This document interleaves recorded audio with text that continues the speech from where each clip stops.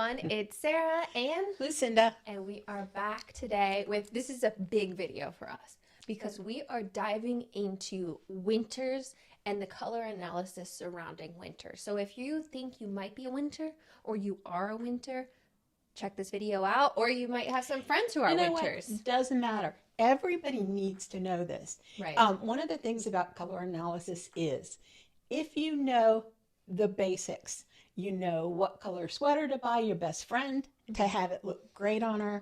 You know how to dress your kids. You know how to dress yourself if you ever want to dye your hair into the winter palette. You know how to dress your husband. Or what changes you might need to make if you do ever decide you want to go into the winter palette. So now, what is a winter? Just the cliff notes of what is a winter is you are cool. You have a complete absence of gold in your hair, and you are deep. Like your hair is a deep color. Neither one of us. Yeah, there are no winters here. That's why we're depending on you guys to bring the winter. And that's why we're going to throw a bunch of models on the screen right now, so you have an idea of what a winter looks like. So, like you said, key traits of a winter is deep. You know, your hair is on the darker side, and it's cool. Or it's white. Oh yes. If you were a winter and your hair has gone stark white, your eyebrows will still be darker, and you'll be a winter. Pure white. Or if you're dyeing your hair. Yeah. No complete absence of red or gold. Right. Salt and pepper hair is another one. And somebody asked me yesterday about, well, what's the difference between salt and pepper and a gray? Like a silver gray, whatever. There are always black strands in salt and pepper gray hair. That's the pepper, and the rest is the salt. So one of the buzzwords about winter that you need to remember is contrast. Right. Winter is about contrast.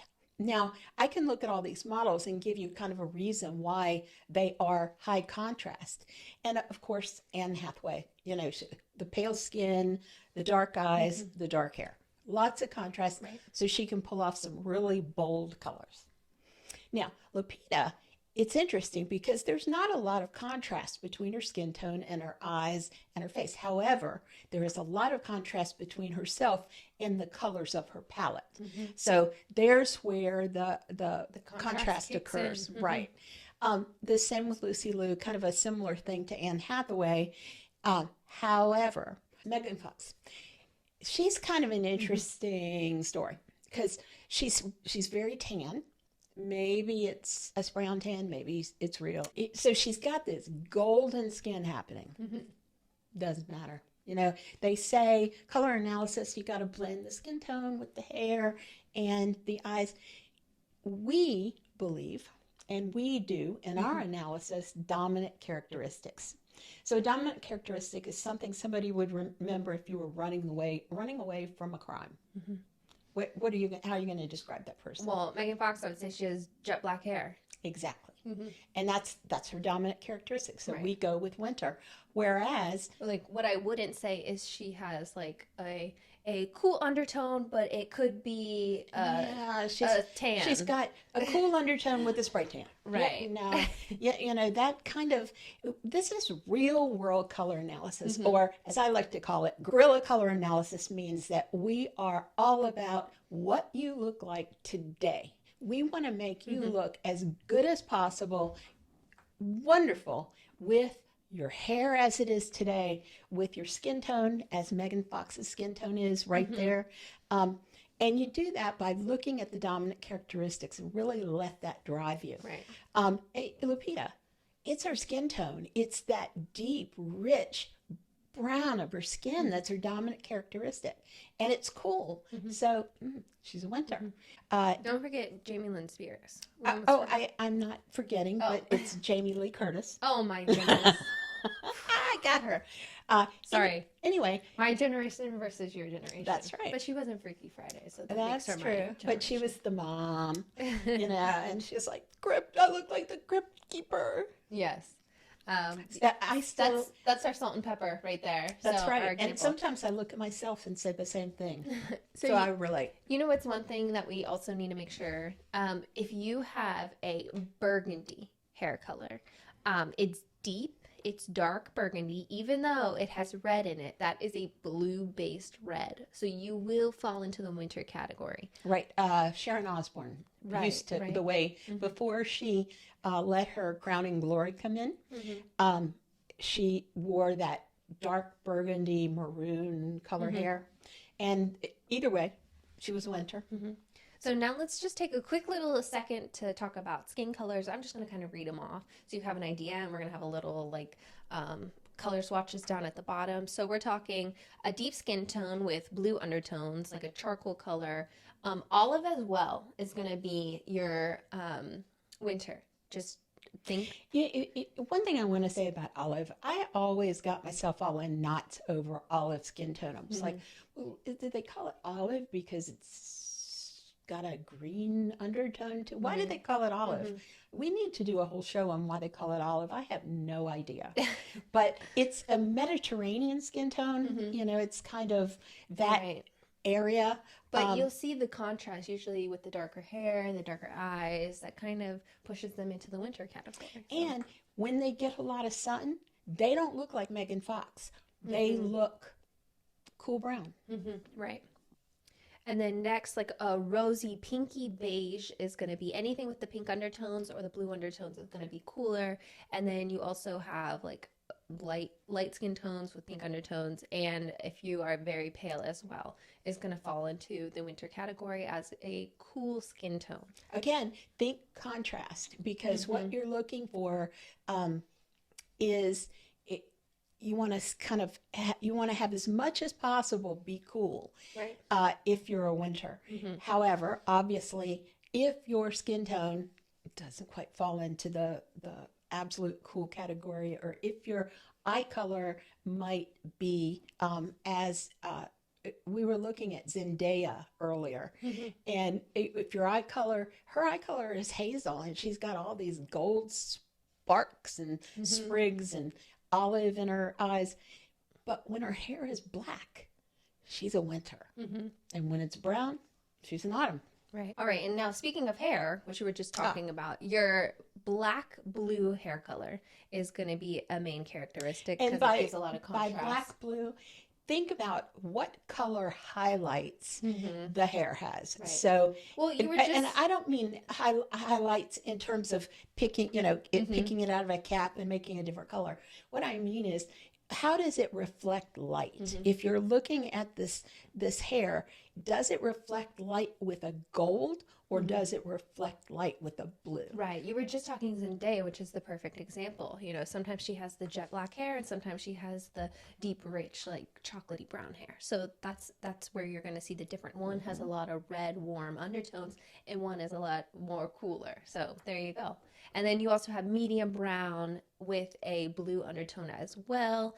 And I would rather say, I think it's easier for you guys out there to just look at dark hair, medium to dark hair, and ask yourself, do I see red or gold highlights?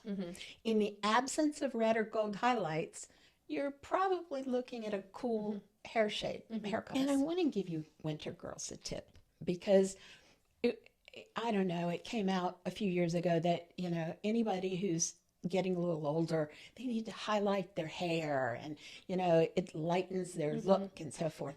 Well, here's the thing.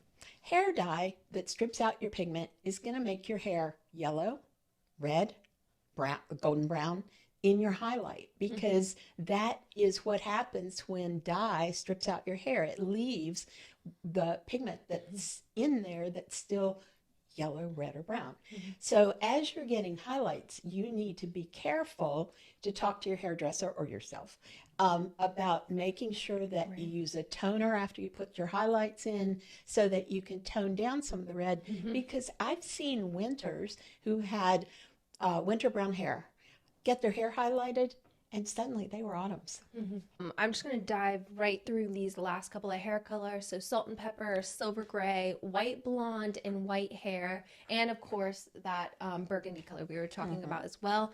All going to put you into the cool category. And then, because I want to get to what happens on good colors versus bad colors, I'm going to run through the eyes really quickly. And if you have any questions or comments, leave them down below. Eyes, dark red, brown, dark is the key here. Very dark brown eyes. Black brown, hazel, gray blue, blue with white flecks, dark blue, gray green, green with white flecks. So as you can see, very cool colors. Cool But colors. remember, the eyes and the skin tone are not driving this train. They're not driving this truck, whatever. They are a secondary kind of a tiebreaker because you want to look at where you have the most color on your person. And in terms of if you're looking at a bald man, you're going to look at his skin tone and his eye color because there's not a lot of color surrounding his head in terms of hair. However, look at Sarah. Right. Most of her color is from her hair. Not her, because her undertone in her skin is cool. So looking at some of the colors that winters can wear, I'm just going to run through these really, really fast. You're going to be looking at emerald colors, so colors with a lot of contrast. Jewel tones. So why did I say emerald colors? I meant jewel tones. Whew. All right, so emerald, we have like amethyst, we have sapphire, ruby, that turquoise, teal colors. Of course, you get to wear the hot pink, pinks, and then fuchsias. the icy colors, and then your neutrals, you get the white, the black, the navy. You look stunning in those kind of neutrals that all of the other seasons missed out on. And back to our keyword, contrast, because you get this incredible, vibrant palette because you can pull off all that contrast. Right. Just remember, colors you want to stay away from are going to be kind of like the autumn palette colors. Gold, orange. Right. Anything that you would see in like the fall landscape, like those rust colors, are not going to be the best for you. So you want to stay away from warm and you want to stay away from soft colors. But keep contrast colors and icy colors in your palette. Now, the fun stuff. Here we go. Lupita. I just want to show you because she's a really great example of what happens when you wear the right colors. So these 3 photos on the left are in her right colors, and the 3 photos on the right are wrong colors. So let's just kind of go through these really quickly. This green dress looks gorgeous. Now, of course, I wanted to show her in silver. Look how good she looks in the silver and this black lipstick. Like nobody could pull this off except her. Look how stunning that black lipstick is. It's beautiful. And then you also have this red flowy dress. Looks stunning. She has the contrast. The colors are all giving her the contrast that she needs with her coloring. But then what happens when we move to these right 3 colors? Well, let me throw a phrase in there that you need to remember always. As you're looking at your own colors, as you're looking, advising other people, you need to arrive in the room in one piece so that people are looking at you and going, oh, she's gorgeous. You don't want to have your clothing color arrive in the room before you do. And if you look at Lupita in this orange dress, what you're going to see is, wow, that's orange. Or, if you're a serious lover of the pumpkin or things that are orange, you're like, that's cool, orange. But what you're not seeing is Lupita. Right. She's not the star of her own appearance. Right. Same is true of the gold. And the gold is, it just sucks the color right out of her skin. And she looks gray. And this is all, how you juxtapose colors together. Because, like we learned in elementary school, red and green, for example, they're complementary and they sort of vibrate off each other and make each other look brighter. Well, the wrong colors make you look duller. And when you were talking about colors arriving in the room before you do, this purple as well, this like lavender color, it's like too soft. Hello, periwinkle. Right, it's too soft. We need something a little bit more high contrast to just now push she's it up. tried. Her makeup artist actually did a really good job because the makeup artist tried to bring in a color that was really rich in her palette, right? To try to make up for that. But they didn't. The dress, that lavender color, just is too soft for a winter. And see how it grays out her skin. If you just go back there for one moment, her skin, she's got all this rich kind of gold happening in her skin, but when you juxtapose that, but it's cool, you juxtapose that against these warm shades, it just goes gray. Right. Because it's definitely not as warm as gold. It's definitely not as warm as orange. And the periwinkle just sits there. Right. Yeah. And it's arriving before she does. Now, Absolutely. let's grab another winter. We don't have too many of these, so this is our last one. But our last winter here is Anne Hathaway. Now, remember, on the left here, these 4 images on the left, really high contrasting colors versus the 2 on the right, which are going to be warm and softer. So, Brandish. look at this what, Barbie core pink. Look at that on her. That is stunning. Only a winter can pull that off. Absolutely stunning. Yep. The red Of course. mixed with the black. You have the high contrast. Look how good. Look how good her skin tone. Look how good her hair looks. Everything about that looks incredible. You also have the silver gown. Yeah. Moving on to the next one. Once again, cool. Very cool, and it's high contrast for her. You see a lot of her contrast where her hair, her brows, her eyes versus her skin tone. And then lastly, look at this blue dress. How stunning is that? Chinese blue winters. So many winters that I know don't venture, even though it might be in their palette, and they see it, but they don't venture into it and Right. invest in, say, a athletic outfit or a beautiful suit. Well, look at this dress. It looks amazing on her. Yeah. And then let's look at the not as great colors. So here we have a pink with a lot of warmth in it. Now, it's just look at her face. What's She interesting, looks exhausted. but she also doesn't look like herself. Right. It's like, who is this person oh, I know. Like a personator. Yeah, or Madame Tussauds, when she does a wax mhm. figure and people aren't real pleased with her wax figure and it looks like somebody else. This looks like that. It just looks weird. Right. And so that's what happens. It's a beautiful colored dress, and I would try to wear it because Right. it's just really pretty. But it does her no favors. Look around her, underneath her eyes. Look at around her mouth here. You can see all of the shadows that are forming in this color. And then also look at the area between her eyes and her eyebrows, because that's an example of something where the light is reflecting back up on you and making you look not as attractive as you would look in your in season. See how it seems to narrow the space between her eyes and her brows, whereas the proper colors, if you look at them on the other side, you've got this lift happening that is absent in the picture on the left. Right. And the same thing is happening with the gold. You can see, and you can tell her skin tone is trying to be pulled warm. Is that really Anne Hathaway? Yes, but look at around her chest area, how yellow her skin is looking with that gold.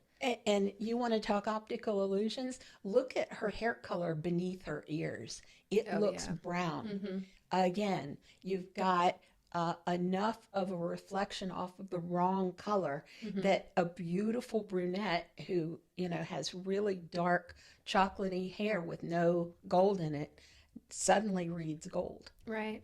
So for all of you winters out there, this was just a little to dip our toes in the water on winter color and analysis. we'll come back to winter soon. Well, what we are going to do is we're going to be breaking down each of the 12 different palettes coming up. So if you are somebody who wants to learn more about the winter seasonal color palette, do not forget to subscribe, because we're breaking it down into threes. Each season has 3 different palettes that you can dive a little bit deeper into. There's a 6 palette system that I want to talk about, which is just dominant characteristics that has nothing to do with seasons.